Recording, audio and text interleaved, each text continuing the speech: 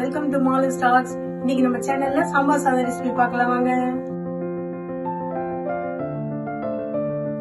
மிளகா ஒரு 7-8, தனியா, மிளகு 4-5, கடலைப்பருப்பு, உளுத்தம்பருப்பு, வெந்தயம், தேங்காய். சாம்பார் சாதத்துக்கு தேவையான காய்கறிகள்: தக்காளி, பீன்ஸு, முருங்கைக்காய், வெங்காயம், கத்திரிக்காய். எண்ணெய் விட்டு முதல்ல வாணலில் தாளிச்சிக்குங்க. நம்ம எடுத்து வச்சிருக்க எல்லா காயும் போட்டு ஒரு 2 நிமிஷம் நல்லா வதக்குங்க.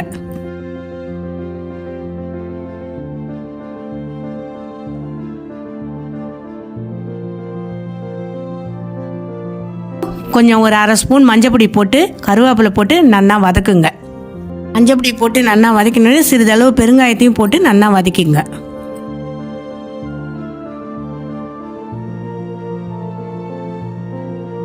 நான் வீட்டில் அரைச்ச மிளகாத்தூள் 6 ஸ்பூன் போட்டிருக்கேன். நீங்கள் உங்களுக்கு எவ்வளோ தேவையோ போட்டுக்கணும்.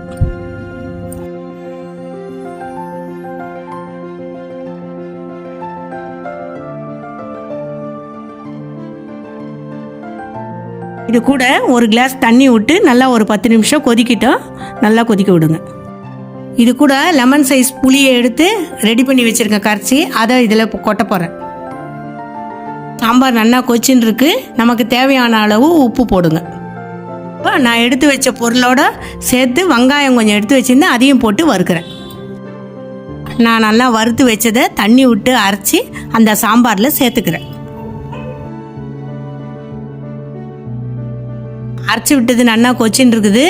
இப்போ நான் ஏற்கனவே தேவையான அளவு பருப்பு வேக வச்சு எடுத்து வச்சுருக்கேன். அதை இப்போ இந்த சாம்பாரில் சேர்த்துக்க போகிறேன்.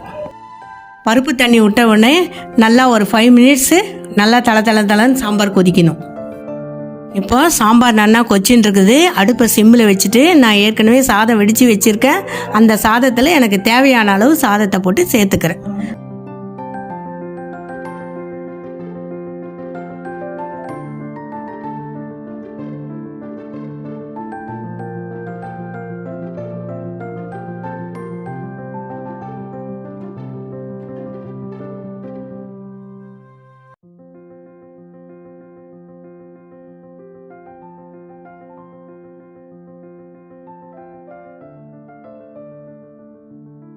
சாம்பார் சாதம் இப்போ நல்லா ரெடி ஆகிடுது.